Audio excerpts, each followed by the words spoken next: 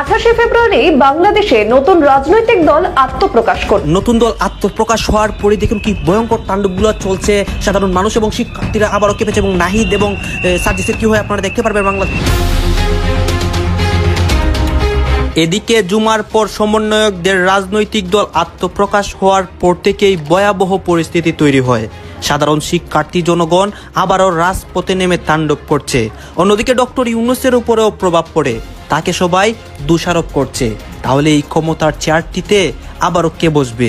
বাংলাদেশে এই মুহূর্তে দুটো রাজনৈতিক দলের জন্ম নিয়ে সব থেকে বেশি আলোচনা হচ্ছে। একটি ছাত্র সংগঠন, আরেকটি রাজনৈতিক দল, যে রাজনৈতিক দলটা বৈষম্য বিরোধী ছাত্র আন্দোলন ভেঙে ছাত্রদের নতুন ছাত্র সংগঠন তৈরি হয়েছে।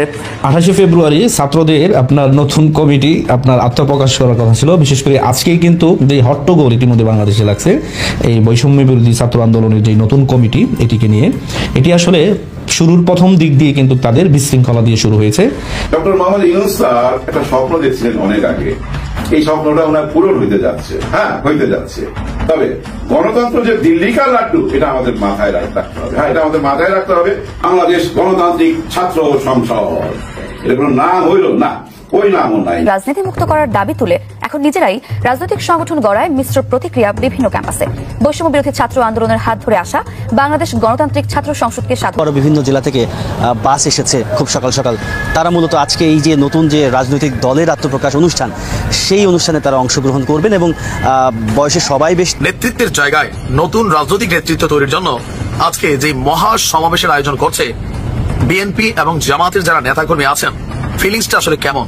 এই অন্তর্বর্তীকালের সরকার কিংবা সমন্বয়কদের বিরুদ্ধে দ্রুত মনে করেন আপনার বাংলাদেশের কি বলে যে আইন আছে বা সেনাপ্রধান আছে, তাদের বিপরীতে মনে করেন ব্যবস্থা নিচ্ছে। অন্যদিকে এই সমন্বয়কের বিরুদ্ধে কিছু গ্রুপ এদের এগেন্স্টে মনে করেন দাঁড়াই গেছে। আরো পাওয়ার দাঁড়াবে, কি আরো মানুষও দাঁড়াবে, আরো পাওয়ারও মনে করেন আপনাদের এগেন্স্টে মনে করেন দাঁড়াবে। আসসালামু আলাইকুম রহমতুল্লাহ, সবাই কেমন আছেন? আশা করি সবাই অনেক অনেক ভালো এবং সুস্থ আছেন। সবাইকে স্বাগতম জানাচ্ছি আমাদের আরেক নতুন ভিডিওতে। প্রতিদিনের মতো আমি আপনাদের সিরিয়াত ফারুকি আবারও চলে আসলাম নতুন একটা ভিডিও নিয়ে। দর্শক, ইতিমধ্যে আপনারা সবাই দেখেছেন ভিডিওর শুরুতে বেশ কিছু অংশবিশেষ দেখেছেন, যে অংশবিশেষগুলো দেখে বুঝতে পেরেছেন আজকের ভিডিওটা কতটা গুরুত্বপূর্ণ হতে চলেছে। তাই আমি আর বিষয়টা নিয়ে বেশি বিস্তারিত বলবো না, কারণ বিস্তারিত বলতে গেলে ভিডিওটা অনেক লম্বা হয়ে যাবে। তাই আমি আর বেশি কথা না বলে আমরা ধারাবাহিকভাবে একটু বাকি অংশগুলো একটু দেখে আসবো। তার আগে আপনার কাছে ছোট্ট একটি অনুরোধ জানিয়ে রাখতে চাই, যারা আমাদের ফারুকি অনলাইন ইউটিউব চ্যানেলটিতে দুইটি বিষয় নিয়ে ছাত্রদের নতুন রাজনৈতিক প্ল্যাটফর্ম গণতান্ত্রিক, নামটা খুব কঠিন, গণতান্ত্রিক ছাত্র সংসদ নামটা দিয়েছে। নতুন নাম যেহেতু বারবার ভুলে যাওয়ার একটা ব্যাপার থাকবে। এরপরে যেটা আজকে জন্ম নিতে চলেছে সেটা হচ্ছে যে জাতীয় নাগরিক পার্টি। গণতান্ত্রিক ছাত্র সংসদ, সেই দলের মধ্যে তুলকালাম কাণ্ড শুরু হয়েছে। আমরা মারামারির ঘটনা দেখেছি জন্মের সময়ই, সেদিনই মারামারির ঘটনা ঘটেছে এবং পরদিন গত রাতে এই ভিডিও আপনারা যখন দেখছেন তখন বলা যায় যে গতকালকে, যেহেতু 28 তারিখ পড়ে গিয়েছে, 28 তারিখে আপনারা ভিডিওটি দেখছেন, গত রাতে এই রাতেই ঘটনাটা ঘটেছে। রিফাত রশিদ, অন্যতম ফ্রন্টলাইন সমন্বয়ক, তিনি পদত্যাগ করেছেন। তিনি সহ 3 জন এই কমিটি থেকে পদত্যাগ করেছেন এবং রিফাত রশিদ গণমাধ্যমে এবং ফেসবুক স্ট্যাটাসে স্পষ্ট করে জানিয়েছেন তাকে যে কমিটিতে যে জায়গায় রাখা হয়েছে সেই জায়গায় রাখার ব্যাপারে তার সঙ্গে কোনো আলোচনা করা হয়নি, তার মতামত নেওয়া হয়নি। আলোচনা করা হয়েছে কিন্তু সেই আলোচনা ফলপ্রসূ হয়নি। আলোচনা ফলপ্রসূ না হওয়া সত্ত্বেও তাকে সেই পদে দেয়া হয়েছে, অর্থাৎ তাকে যে পদ দেওয়া হয়েছে সেই পদ তার পছন্দ নয়, তিনি পদত্যাগ করেছেন। অনেকে ভাবছিলেন যে রিফাত রশিদই এই দলের মূল দায়িত্বে আসবেন, কিন্তু বাকের মজুমদার এবং কাদের এই দুজনকে মূল দায়িত্বে রেখে দলের নাম যখন ঘোষণা করা হয়েছে তখন রিফাত রশিদ নিজের জায়গা থেকে পদত্যাগ করেছেন। এই পদত্যাগের ঘটনা, তিনি সহ 3 জন পদত্যাগ করেছেন। এই পদত্যাগের ঘটনায় গণতান্ত্রিক ছাত্র সংসদের ভবিষ্যৎ অন্ধকারের মতো হয়ে গেল। মারামারি দিয়ে শুরু, এবার পদত্যাগ, এর আগে 1 জন পদত্যাগ করেছেন, এবার 3 জন পদত্যাগ করলেন। এই পদত্যাগের লাইন আরো বাড়বে, এটা নিশ্চিত। রিফাত রশিদ একেবারে স্পষ্ট করে বলেছেন যে এই দল শুধুমাত্র ঢাকা বিশ্ববিদ্যালয় কেন্দ্রিক হয়েছে। বৈষম্য বিরোধী আন্দোলনে সব ইউনিভার্সিটি, সব কলেজের অবদান রয়েছে। সেই ক্ষেত্রে ঢাকা বিশ্ববিদ্যালয়, 7 কলেজ, বেসরকারি বিশ্ববিদ্যালয়, সঙ্গে আরও অন্য বিশ্ববিদ্যালয়গুলো, জগন্নাথ বিশ্ববিদ্যালয়, জাহাঙ্গীরনগর বিশ্ববিদ্যালয়, এই বিশ্ববিদ্যালয়গুলোর প্রতিনিধিত্ব ঠিকভাবে না রেখে, বেসরকারি বিশ্ববিদ্যালয়ের প্রতিনিধিত্ব না রেখে, কলেজের প্রতিনিধিত্ব না রেখে যে যে দল গঠন করা হয়েছে সেই দলের সঙ্গে তিনি একমত নন। রিফাত রশিদের এই পদত্যাগ গণতান্ত্রিক ছাত্র সংসদের সামনে এগিয়ে যাওয়ার ক্ষেত্রে বড় ধরনের বাধা হবে। আবার আরেকটা আলোচনা চলছে যে এই সমন্বয়করাই কিছুদিন আগে অর্থাৎ 24-এর শেষের দিকে ক্যাম্পাসে ছাত্র রাজনীতি বন্ধ করতে হবে এরকম পোস্টার লাগিয়েছিল, এরকম মিছিল করেছিল। যখন বিএনপি তাদের ছাত্রদল তাদের পোস্টার লাগাতে গিয়েছিল ঢাকা বিশ্ববিদ্যালয়ে, তখন তাদেরকে পোস্টার লাগাতে বাধা দিয়েছিল তারা, যে ক্যাম্পাসে রাজনীতি চলবে না, ক্যাম্পাসে রাজনীতি করা যাবে না। সেই তারাই আবার নতুন করে ছাত্র রাজনীতির দল গঠন করলো। এই প্রশ্নের উত্তরে বাকের মজুমদার বলেছেন যে তারা কখনোই ছাত্র রাজনীতির বিরুদ্ধে ছিলেন না, তারা নাকি ছিলেন লেজুর ভিত্তিক যে রাজনীতি সেই রাজনীতির বিপক্ষে। তো বৈষম্য বিরোধী ছাত্র আন্দোলন থেকে যে রাজনৈতিক দলটি হলো, সেই রাজনৈতিক দল কি জাতীয় নাগরিক পার্টি যেটা হচ্ছে সেই নাগরিক পার্টির সঙ্গে কাজ করবে না? তারা কি লেজুর ভিত্তিক রাজনীতি করবে না? জাতীয় নাগরিক কমিটির সমর্থক তারা হবে না? সেটা একটা বড় প্রশ্ন, সামনেই দেখা যাবে আসলে কি হচ্ছে। এদিকে জাতীয় নাগরিক পার্টি যেটা আজকে গঠন হতে চলেছে এবং বেশ রমরমা আয়োজনে ঘোষণা আসবে, এই পার্টির নাম ঘোষণা করা হবে আনুষ্ঠানিকভাবে জাতীয় নাগরিক পার্টি। সেই দলটা আসলে কার, সমন্বয়কদের নাকি ডক্টর ইউনূসের, সেই আলোচনা কিন্তু চলছে। সেই আলোচনা কোথা থেকে আসলো? এর আগে এই দলটির নাম আমরা আমাদের প্ল্যাটফর্ম থেকেই বলেছিলাম, যে নাম ফাইনাল হয়েছিল সেই নামটা ছিল জনশক্তি। অর্থাৎ ডক্টর ইউনূসের যে 111-এর দল, যে দলটাকে তিনি 3 মাসের মাথায় আবার বিলুপ্ত ঘোষণা করেছিলেন, নাগরিক শক্তি, সেই নাগরিক শক্তির শব্দ যে থাকবে এটা নিশ্চিত করেই আমরা বলেছিলাম। নাগরিক শক্তির থেকে শব্দ নিয়ে নাগরিক কমিটি, জাতীয় নাগরিক কমিটি করা হয়েছে। নাগরিক শক্তি শব্দ থেকে দুটো নাম তাদের মধ্যে চয়েসে ছিল, জনশক্তি এবং নাগরিক পার্টি। শেষ পর্যন্ত জাতীয় নাগরিক পার্টি করা হলো, অর্থাৎ নাগরিক শব্দটা রাখা হলো। এই কারণেই আলোচনা চলছে যে এটা সরাসরি ডক্টর ইউনূসের ইনপুট কিনা, ডক্টর ইউনূস এই নামটি দিয়েছেন কিনা সেই আলোচনা চলছে। এর আগে আমরা দেখেছি বিপিএল এর টাইটেল সঙ্গে ডক্টর ইউনূস ইনপুট দিয়েছেন, সেটা নিয়ে নানা রকমের প্রচার করার চেষ্টা করেছিলেন বিসিবি সভাপতি এবং ক্রীড়া উপদেষ্টা আসিফ মাহমুদ সজীব ভুঁইয়া। ঘটা করে প্রচার করার চেষ্টা করেছিলেন যে আমাদের প্রধান উপদেষ্টা বিপিএল এর থিম সঙ্গে ইনপুট দিয়েছেন। কি ইনপুট দিয়েছেন, কোন লাইনটা তার লেখা সেটা অবশ্য তারা বলেননি, শুধু বলেছেন যে ইনপুট দিয়েছেন। এখন এই রাজনৈতিক দলে নতুন করে ইনপুটের ঘটনা ঘটলো কিনা সেই বিতর্কই কিন্তু এখন চলছে। এই বিতর্ক চলার কারণ হচ্ছে আন্তর্জাতিক একটি গণমাধ্যমে ডক্টর ইউনূস স্পষ্ট করে বলেছিলেন যে ছাত্ররা আমার কাছে আসলো, তারা নতুন দল করতে চাইছে, নতুন দলে আমাকে চাইছে তারা। আমি বলেছি না, আমার থাকা সম্ভব নয়, তোমরা করো, তোমাদের প্রতি আমার সমর্থন থাকবে, দোয়া আশীর্বাদ থাকবে। তাদেরকে করতে বলেছি আমরা যতটুকু পারছি তাদেরকে সহযোগিতা করছি, একেবারে নিজের মুখে তিনি স্বীকার করেছিলেন। সেই ধারাবাহিকতায় আলোচনাটা চলে আসে যে জাতীয় নাগরিক পার্টি যেটা হচ্ছে, সেই নাগরিক শক্তি থেকে নাগরিক পার্টি, এই দলটা ডক্টর ইউনূসের দল কিনা, কিংবা ডক্টর ইউনূসের এই তত্ত্বাবধায়ক অন্তর্বর্তীকালীন সময় পার হয়ে যাওয়ার পরে এই দলের দায়িত্ব ডক্টর ইউনূস নিজেই নিয়ে নেবেন কিনা সেই আলোচনা চতুর্দিকে চলছে। এখন যেহেতু আহ্বায়ক কমিটি হচ্ছে, এরপরে কাউন্সিলের মাধ্যমে সভাপতি, সাধারণ সম্পাদক নির্বাচিত হবে, সেই ক্ষেত্রে সভাপতি হিসেবে ডক্টর ইউনূসকে আবার দেখা যাবে কিনা সেই বিতর্ক চতুর্দিকে শুরু হয়েছে। আদতে কোনটা ঠিক? যখন এই পার্টির ঘোষণা চলছে, আজকে ঘোষণা হবে, তখন সমন্বয়করা বলছেন যে সারা দেশ থেকে লক্ষ লক্ষ জনতা এখানে আসবে। সার্জিস আলম বলেছেন যে কয়েক লক্ষ মানুষের সমাবেশ হবে। তো কয়েক লক্ষ মানুষের সমাবেশ যদি মানিক মিয়া এভিনিউতে হয়, তাহলে আজকে ঢাকা অচল হয়ে যাবে, ঢাকায় গাড়ি ঘোড়া চলাচল দুঃসাধ্য হয়ে যাবে নাগরিকদের জন্য। সেই কারণেই এর আগের ভিডিওতেও আমরা বলেছি যে কেন উন্মুক্ত জায়গায়, উন্মুক্ত রাস্তায় মানিক মিয়া এভিনিউয়ের মতো একটা ব্যস্ত জায়গায় কেন করতে হবে, যেখানে ফার্ম গেট ঐতিহাসিক জ্যামের এলাকা, সেই জায়গায় কেন করতে হবে সেই প্রশ্ন থাকছেই। কেন সোহরাওয়ার্দী উদ্যান কিংবা এরকম একটা মাঠে নয়, কেন ওপেন স্পেসে? যেহেতু তারা ক্ষমতার কাছাকাছি রয়েছে, ক্ষমতার আশীর্বাদে নতুন দল করছে, অনেকে বলছেন এটাকে কিংস পার্টি হচ্ছে, যদিও তারা অস্বীকার করছে, সেহেতু তারা অনেক কিছুই করতে পারে, এটাই স্বাভাবিক, তারা করছেন। এখন দেখার বিষয় যে ছাত্র সংগঠন যেটা গণতান্ত্রিক ছাত্র সংসদ, সেই সংগঠন যখন মারামারি দিয়ে শুরু হলো, তখন মূল রাজনৈতিক দল নাগরিক পার্টি, জাতীয় নাগরিক পার্টি, সেই দলটাও আবার মারামারি দিয়ে শুরু হয় কিনা। কারণ এরই মাঝে শোনা যাচ্ছে নেতৃত্বের দ্বন্দ্ব চরমে উঠেছে বলেই একই পদে, মুখ্য সংগঠক পদে বাংলাদেশকে 2 ভাগ করে সার্জিস আলম এবং হাসনাত আবদুল্লাহ 2 জনকে দায়িত্ব দেওয়া হয়েছে। পাটোয়ারিকে প্রধান সমন্বয়ক করা হয়েছে, আক্তার হোসেনকে সদস্য সচিব করা হয়েছে। নাহিদ তো আহ্বায়ক হবেন বলেই তিনি পদত্যাগ করেছেন সরকার থেকে। এই নেতৃত্বের কোন্দল আজকের ঘোষণা মঞ্চে দৃশ্যমান হয় কিনা সেটাই এখন দেখার বিষয়, কারণ প্রাইভেট ইউনিভার্সিটির ছাত্ররা এখন পর্যন্ত কিন্তু স্পষ্ট বলছে যে নতুন যে রাজনৈতিক দল গঠিত হচ্ছে সেটার সঙ্গে তারা একমত নয়। এখন দেখার বিষয় কি ঘটে আজকে, কি ঘটতে চলেছে আজকে।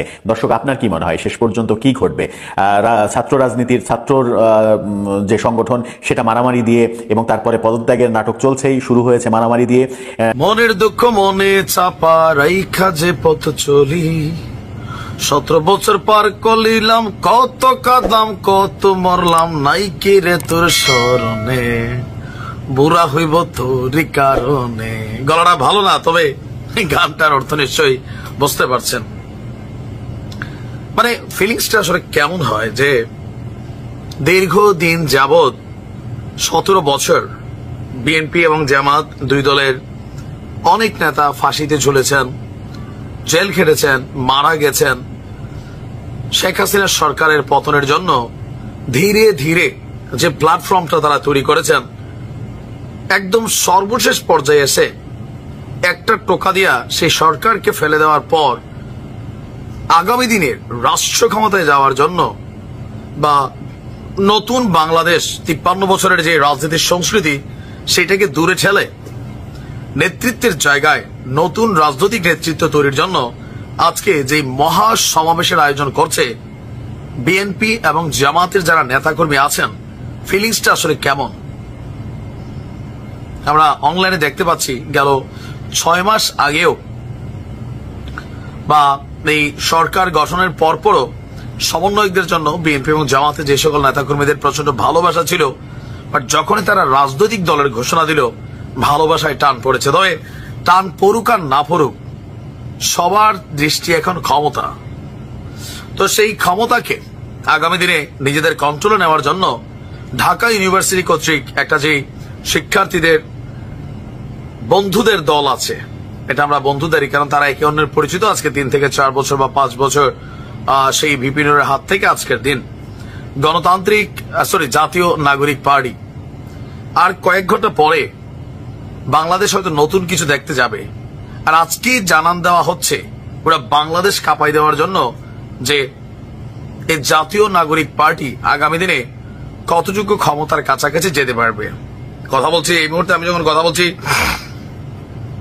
মানিক মিয়া অ্যাভিনিউতে বিশাল স্টেজ, 4 থেকে 5 লক্ষ লোকের সমাগমের অপেক্ষা। হয়তোবা যখন এই ভিডিও দেখছেন অলরেডি মানুষ হয়ে গেছে।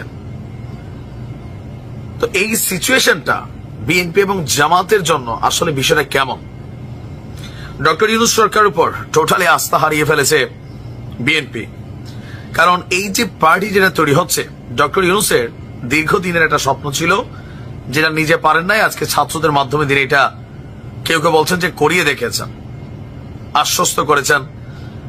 একদম সরকারি থেকে অনেক ধরনের সহযোগিতা তাদেরকে দেওয়া হয়েছে, এবং কি ভবিষ্যতেও আগামী দিনে নির্বাচন হলে যে নিরপেক্ষ বা লেভেল প্লেইং ফিল্ড অন্যান্য রাজনৈতিক দলগুলোর সাথে ছাত্রদের এই দলটার পার্থক্য থাকবে, কারণ সরকারে তাদেরই উপদেষ্টা হচ্ছে যিনি এই দলটার পেছনে সবচেয়ে বড় ভূমিকা রেখেছেন, ডক্টর মোহাম্মদ ইউনূস।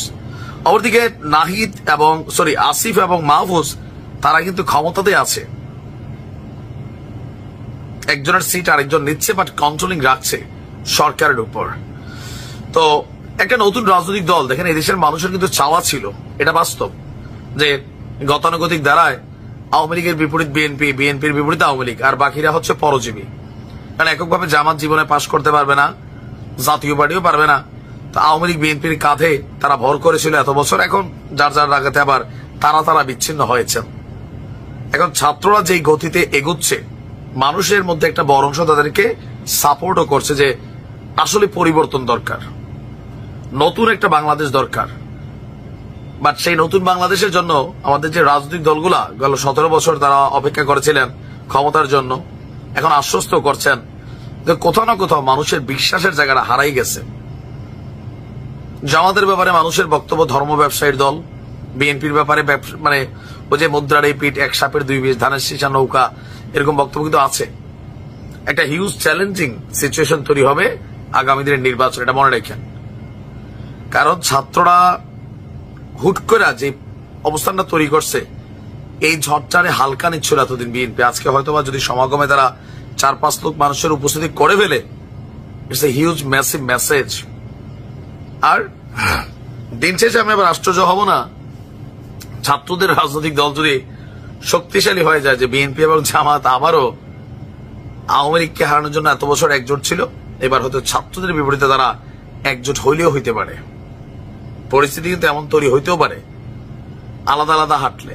28শে ফেব্রুয়ারি ছাত্রদের আপনার নতুন কমিটি আপনার আত্মপ্রকাশ করার কথা ছিল। বিশেষ করে আজকেই কিন্তু যে হট্টগোল ইতিমধ্যে বাংলাদেশে লাগছে এই বৈষম্য বিরোধী ছাত্র আন্দোলনের যে নতুন কমিটি, এটিকে নিয়ে, এটি আসলে শুরুর প্রথম দিক দিয়ে কিন্তু তাদের বিশৃঙ্খলা দিয়ে শুরু হয়েছে এবং এই দল যে আগামীতে বাংলাদেশে কোনো জায়গায় কোনো স্থান লাভ করতে পারবে না, এটার নজির কিন্তু আজকে এদেশের জনগণ দেখেছে। সংগঠন এখনো ভালো করে কিন্তু কর্মসূচি দিতে পারেনি, অথচ আজকেই কিন্তু তাদের রফা দফা শেষ, মানে তাদের নিজেদের মধ্যে। এগুলো হওয়ার প্রধান কারণ হচ্ছে যে এই ছাত্রদেরকে লোভ লালসা তারাই শিখিয়েছে। তারা ছিল ঘরে পড়াশোনা করত, তাদেরকে রাজপথে এনে শেখ হাসিনার বিরুদ্ধে লেলিয়ে দিয়ে শেখ হাসিনাকে বাংলাদেশ থেকে তাড়িয়ে এই দেশটাকে একটি গৃহযুদ্ধের দিকে ঠেলে দিয়ে তাদের অ্যাকাউন্টে লক্ষ লক্ষ কোটি কোটি টাকা বিদেশে পাচার করে তারা এখন বাংলাদেশে রাজনৈতিক সংগঠন খুলে একটি নতুন ব্যবসা শুরু করছে। যাদের রাজনীতি সম্বন্ধে ন্যূনতম কোনো জ্ঞান নেই, বা আওয়ামী লীগ বিএনপির কাছে তারা এখন ছাত্র বললে চলবে না, যেগুলো নার্সারি বলে না, যে বাচ্চারা আপনার নার্সারিতে পড়াশোনা করে, তাদের কাছে হচ্ছে তারা এরকম। কিন্তু আজকে এই ছাত্ররা মারামারি কেন করতেছে জানেন? কারণ এই ছাত্রদেরকে টাকার লোভ দেখানো হয়েছিল। আজকে তারা দেখতেছে যে যারা এখন এই কমিটিতে আছে তারা হাজার হাজার কোটি টাকার মালিক হয়ে যাচ্ছে, শয়ে কোটি টাকা তাদের পকেটে ঢুকতেছে।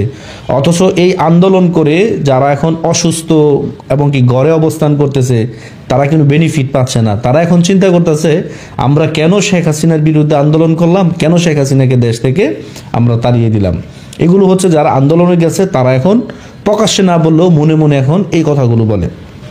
এখন যারা সমন্বয়ক পরিচয় দেয় তারা কিন্তু এখন বেনিফিট, আর যারা এই কমিটিতে ঢুকতে চায় তাদেরকে নেওয়া হচ্ছে না। এখন তাদেরও মনে ক্ষোভ, তাহলে আমরা আন্দোলন কেন করলাম?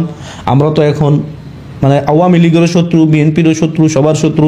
আমরাও যদি মাল কামাইতে না পারি, মাল পানি যদি না কামাইতে পারি, তাইলে আমাদের পরের অবস্থা কি হবে? আওয়ামী লীগের অনেক নেতারা তো দুর্নীতি করছে, কইরা টাকা পয়সা কামাইছে, হয়তো ওরা বাইচে গেছে, কিন্তু সামনে যে পরিস্থিতি আরও খারাপ হবে, তারাও যে রাজনীতির মাঠে টিকতে পারবে না, এটা 100% গ্যারান্টি। তারা টিকতে পারবে না রাজনীতির মাঠে। কিন্তু তারা যে অবস্থা বাংলাদেশে তৈরি করছে, জনগণের পীড়ায় দেখবেন তারা আপনার হয়ে যাবে। কারণ জনগণ ইতিমধ্যে তাদের যে বাটপারি এগুলো ধরে ফেলছে। অথচ আজকে দেখেন তারা কমিটি এখনও বাংলাদেশে কেন তৎপরতা করতে পারে নাই, কিন্তু আসলে তারাই ছিল সেই লোক যারা আপনার ছাত্রলীগের হেলমেট পরে থাকতো এবং কি ছাত্রলীগের লঙ্গির তলে থেকে আপনার সমন্বয় বের হয়েছে। তারা হচ্ছে সেই গুপ্ত সংগঠন। আজকে এই দেশের ছাত্র সমাজকে ধ্বংস করে দিয়ে তারা এখন লাভবান হয়ে গেছে, তারা এখন কোটি কোটি টাকার মালিক হয়ে গেছে। যারা এখন আন্দোলন করছে তারা এখন হায় আফসোস করে, আমরা তো এখন শত্রু হয়ে গেলাম। এখন তারা চিন্তা করতেছে যে আমরা তো শত্রু হইলাম, আমরা তো 10টা টাকা বেনিফিট পাই নাই, তাহলে তোরা পাবি আমরা পাবো না, এরকমটা তো হতে পারে না। এর জন্য মনে করেন এরকম হট্টগোল এবং কি গন্ডগোল হচ্ছে এই কমিটিকে কেন্দ্র করে।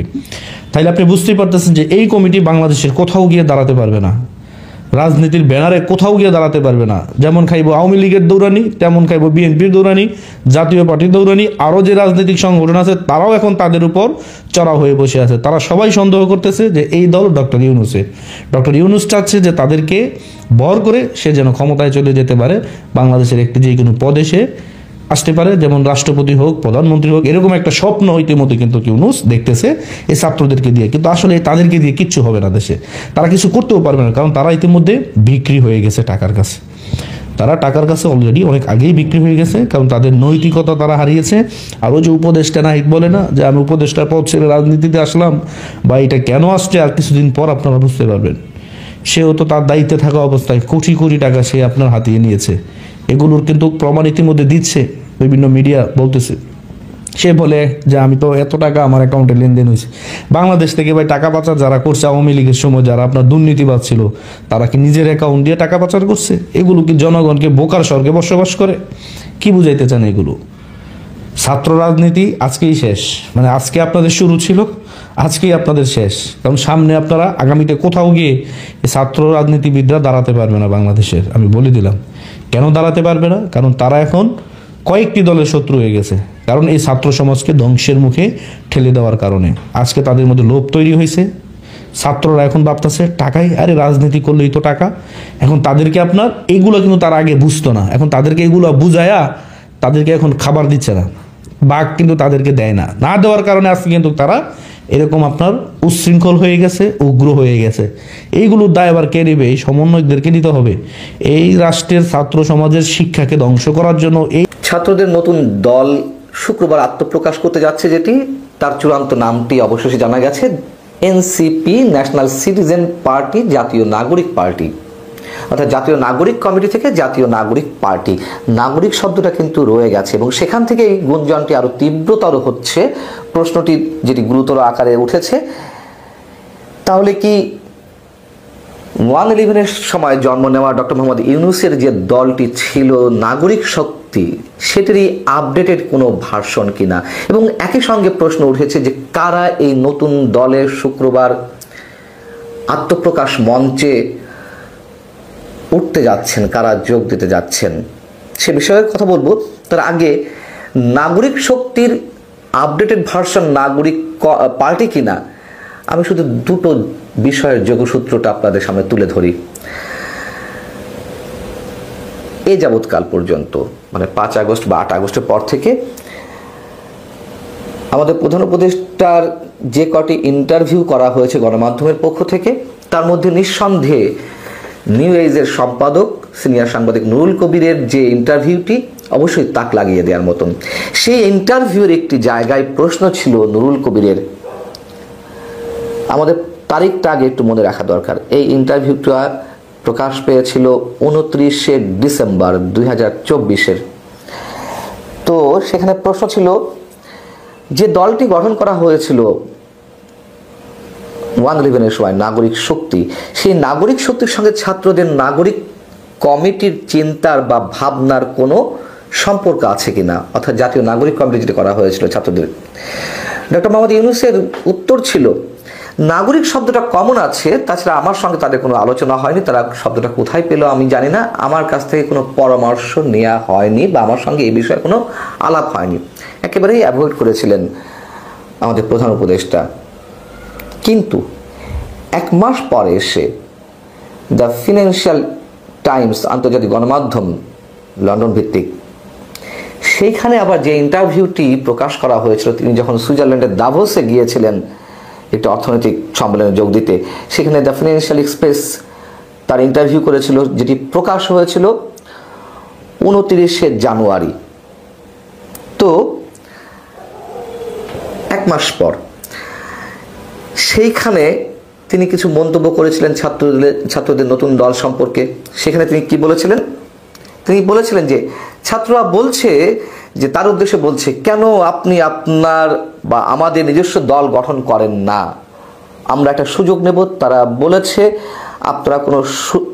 আপনার কোনো সুযোগ নেই, এমনকি সংসদে আপনার একটি আসনও থাকবে না। কেন? কারণ কেউ আপনাকে চেনে না। আমি তাদের বললাম পুরো জাতি তাদেরকে চেনে। ছাত্র দাবা তিনি বলছেন, মানে তিনি যেভাবে কথাগুলো বলছেন আমি কোট আনকোট তুলে ধরছি, যদি আপনারা এই বিষয়টি জানেন। তারপরেও কারণ কেউ আপনাকে চেনে না, আমি তাদের বললাম পুরো জাতি তাদেরকে চেনে, ছাত্রদেরকে চেনে, তারা যা করতে চায় সে বিষয়ে তাদেরকে একটা সুযোগ দিই, সুতরাং এটি তারা করবে। তার মানে ডক্টর মোহাম্মদ ইউনূস সব ধরনের পরামর্শ দিয়েছেন, উৎসাহ দিয়েছেন, সাহস দিয়েছেন নতুন দল করার ক্ষেত্রে। তো নতুন দল করার ক্ষেত্রে তিনি এই সাহসটা বা এই উৎসাহটা তো ওই জানুয়ারিতে এসে দেননি, যেই সাক্ষাৎকারটি তিনি জানুয়ারিতে দিচ্ছেন 20, 22 বা 25 তারিখের দিকে। তো ডিসেম্বরে সাংবাদিক নুরুল কবির কাছে তিনি একেবারে অস্বীকার করলেন যে কোনো আলোচনা হয়নি। এবং ছাত্রদের এই দল গঠনের বিষয়টি তো 5 আগস্টের রাজনৈতিক পট পরিবর্তনের 1-1.5 সপ্তাহ পর থেকেই আলোচনায় এসেছে।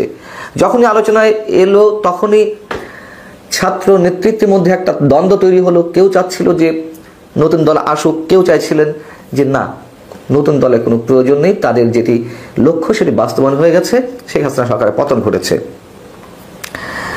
তো সেই জায়গা থেকে আরও একটু যদি সমীকরণ দিই, সেটি হচ্ছে এই নতুন দলে আহ্বায়ক কে হচ্ছেন? নাহিদ ইসলাম। মুখ্য সংগঠক বা সদস্য সচিব কে হচ্ছেন? আক্তার হোসেন। মুখ্য সংগঠক দুইজন, সার্জিস আলম এবং হাসান আবদুল্লাহ। উত্তর দক্ষিণাঞ্চল ভাগ করা হয়েছে দেশের। এবং নাসিরউদ্দিন পাটোয়ারি মুখ্য সমন্বয়ক। আচ্ছা, তারা যেই দল থেকে বা যে সংগঠন থেকে এসেছে, আন্দোলনটা তারা একসাথে হলো আন্দোলনে, সেটি কি? ছাত্র শক্তি। যেই ছাত্র শক্তি গঠন হয়েছিল 2023-এর 4 অক্টোবর, গণতান্ত্রিক ছাত্র শক্তি নামে যে সংগঠনটি আত্মপ্রকাশ করে, সেটি আবার কোত্থেকে হয়েছিল? নুরুল হকের যে ছাত্র অধিকার পরিষদ, তাদের ওইখান থেকে বেরিয়ে গণতান্ত্রিক ছাত্র শক্তি নামে তারা নতুন সংগঠনটি খুললো। আমাদের ডেটগুলো খেয়াল রাখা দরকার। 2023-এর 4 অক্টোবর, অর্থাৎ 2024-এর 5 আগস্টের মাত্র 8-9 মাস আগে সম্ভবত হিসাব করলে। এবং এই ছাত্র শক্তির নেতৃত্বে যারা ছিল তারাই কিন্তু বৈষম্য বিরোধী ছাত্র আন্দোলনের নেতৃত্বে এসেছিল। এবং সেই দলটি বিলুপ্ত করা হয় 5 আগস্টের পরে, মানে সেই সংগঠনটি 14 সেপ্টেম্বর 2024, অর্থাৎ 1 মাসের মাথায়, প্রায় 1 মাসের মাথায় এই সংগঠনটি বিলুপ্তি করা হয়। এখন এর থেকে আমরা কি বুঝে নিতে পারি? হতে পারে কোনো সম্পর্ক নেই, কিন্তু সূত্র কি বলছে আমরা একটু মিলিয়ে দেখতে পারি। এক হচ্ছে, তিনি 1 মাস আগে যখন অস্বীকার করলেন 2024-এর ডিসেম্বরে নুরুল কবিরের কাছে যে না, তাদের সাথে কোনো আলোচনা হয়নি ছাত্র রাজনীতির বিষয়ে বা দল করার বিষয়ে, আবার 1 মাস পর এসে ফিনান্সিয়াল টাইমসকে তিনি বললেন যে তিনি উৎসাহ দিয়েছেন, এবং উৎসাহটা আরও আগে থেকে নিশ্চয় দিয়ে আসছিলেন। ছাত্ররা যদি তার উৎসাহেই উৎসাহিত হয়ে থাকে, সেটি তো আগস্টের মাঝামাঝি বা আগস্টের শেষ থেকে 2024-এর। এবং গণতান্ত্রিক ছাত্র শক্তি কবে গঠিত হয়েছিল, কবে বিলুপ্ত হলো, সেটিও আমাদের একটু মিলিয়ে দেখা দরকার। যাই হোক, এখন এই ছাত্র শক্তির নেতৃত্বে কারা ছিল? ছিলেন হচ্ছে মাহফুজ আলম, সরকারের অন্যতম উপদেষ্টা, ডক্টর মোহাম্মদ ইউনূসের বক্তব্য অনুযায়ী অন্যতম মূল মাস্টার মাইন্ড ছিলেন নাহিদ ইসলাম, ছিলেন আসিফ মাহমুদ। তারাই কিন্তু দৃশ্যপটে। এবং আরও একজন ছিলেন আক্তার হোসেন, তিনি এখন এই কমিটির নতুন যে পার্টি হতে যাচ্ছে সেটির অন্যতম মূল দায়িত্বে সদস্য সচিব। কারা যোগ দিতে যাচ্ছেন? খুব কি মহাবিস্ফোরণ ঘটানো হবে? যেটি জানা গেছে যে এখানে যোগ দিতে পারেন অবসরপ্রাপ্ত কিছু সাবেক আমলা, অবসরপ্রাপ্ত কয়েকজন সাবেক সামরিক কর্মকর্তা। এখন প্রশ্ন হচ্ছে যে যোগ তারা দিতেই পারেন, এবং একই সঙ্গে যোগ দিবেন আওয়ামী বিরোধী আন্দোলনে দীর্ঘদিন ধরে যারা রাজপথে ছিলেন, বিভিন্ন ছোট ছোট দলের, সেই ছোট দলগুলোর হয়তো কেউ কেউ এখানে যোগ দিতে পারেন। কিন্তু প্রশ্ন হচ্ছে যে মূল দায়িত্বপ্রাপ্ত ব্যক্তিদের নাম ঘোষণা তো হয়ে গেছে মূল জায়গায়, এইসব মানুষেরা বা ছাত্ররা তারা পদবি নিয়ে গেছে। এখন যারা যাবে সিনিয়র কোনো পার্সন, যদিও নাগরিক কমিটির নাম দেওয়া হয়েছে প্রথমে, সেই নাগরিক কমিটিতে কোন সিনিয়র সিটিজেনরা ছিলেন সেটি নিয়ে তো একটা প্রশ্ন রয়েছেই। এখন পরবর্তীতে এসে সেটি আবার জাতীয় নাগরিক পার্টি হলো, তার পদবি ভাগ বাটোয়ারা হয়ে গেছে। কোন এমন সামরিক কর্মকর্তা, সাবেক সামরিক কর্মকর্তা বা সাবেক আমলারা এতে যোগ দেবেন যে এসে তাদের অধীনে কোনো ছোটোখাটো পদ নিয়ে থাকবেন? আমার মনে হয় এমন কোনো চমক থাকবে না।